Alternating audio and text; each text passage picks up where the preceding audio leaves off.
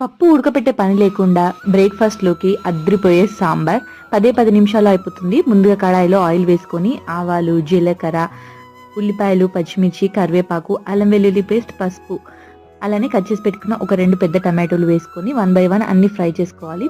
అలానే ఇలా సరిపడంత ఉప్పు, అలానే సాంబార్ పౌడర్ ఒక 2 టేబుల్ స్పూన్లు, ఒక చిన్న బెల్లం ముక్క వేసుకొని మంచిగా కలిపేసుకొని మూత పెట్టి మగ్గనివ్వాలి. ఈలోపు ఒక 2 టేబుల్ స్పూన్ల బియ్యం పిండిలో వాటర్ వేసుకొని మంచిగా కలిపేసుకోవాలి. మీరు కావాలంటే బియ్య పిండి ప్లేస్లో శనగపిండి కూడా వాడుకోవచ్చు. నేను ఇక్కడ బియ్య పిండి వాడుకున్నాను. ఇలా స్టెయినర్తో స్టెయిన్ చేస్తే మనకు లమ్స్ అనేటివి ఫామ్ కాకుండా ఉంటాయి. ఈ లోపు మనకు టమాటో మంచిగా మగ్గిపోయింది. ఇప్పుడు ఇందులో సరిపడని వాటర్ వేసుకొని సాల్ట్, అలానే మీకు ఒకవేళ కారం కావాలంటే వేసుకోవచ్చు. మంచిగా వాటర్ బాయిల్ అయ్యాక మనం కలిపి పెట్టుకున్న బియ్య పిండి మిశ్రమాన్ని వేసేసుకొని మంచిగా ఒక 10 నిమిషాలు ఉడకనియాలి. అంతే, సాంబార్ అయితే రెడీ అయిపోయింది. ఫైనల్ గా కొత్తిమీర వేసుకొని సర్వ్ చేసుకోవచ్చు. ఇది ఇడ్లీలోకి, వడలోకి, దోశలోకి బ్రహ్మాండంగా ఉంటుంది. ఒకసారి ట్రై చేసి చూడండి. ఎలా వచ్చిందో కమెంట్ చేయండి.